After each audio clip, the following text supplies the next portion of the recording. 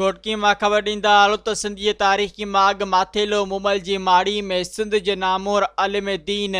दानिश्वर मुहक़िक़ अदीब समाज सुधारक ऐं तइलीमी माहिर मौलवी महमूद भुट्टो जी 6वीं वरसी जे मौक़े ते मौलवी महमूद भुट्टो अकेडमी सिंध पारां संदसि मज़ार ते गुलनि जी चादर चाढ़ण वारी हिकु तक़रीब कोठाई वई, जंहिंमें मौलवी महमूद भुट्टो अकेडमी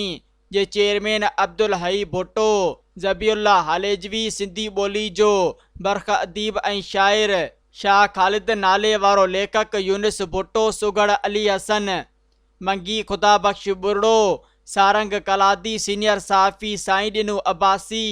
तइलीमी माहिर मोहम्मद उमर कलादी, लेक्चरार अब्दुल वहीद शेख, उस्ताद नसरुल्ला भुट्टो, अब्दुल बारी भुट्टो, मोहम्मद राशिद भुट्टो, अब्दुल बाकी भुट्टो ऐं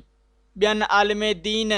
दानिश्वर ऐं सिंधी ॿोली जो नामियारो अदीब मौलवी महमूद भुट्टो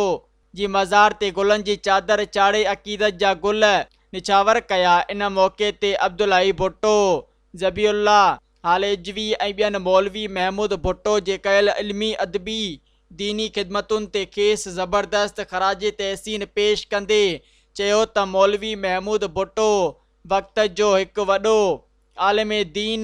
अकाबिर, अदीब, मुहक़िक़, समाज सुधारक ऐं तालीमी माहिर हो। संदसि कुतुबखानो मुल्क जे वॾनि कुतुबखाननि में हिकु हुयो, जंहिं में इल्मी अदबी ऐं दीनी किताब हज़ारनि जी तइदाद में शामिल हुआ। इन पंहिंजी सॼी ज़िंदगी इल्म अदब ऐं दीन जी ख़िदमत कंदे गुज़ारी। मौलवी महमूद भुट्टो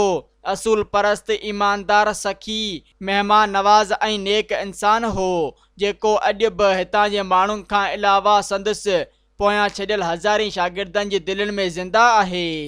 सब्सक्राइब कयो अवामी न्यूज़ HD खे ऐं ताज़ा तरीन ख़बरुनि लाइ ॾिसंदा रहो अवामी न्यूज़ HD।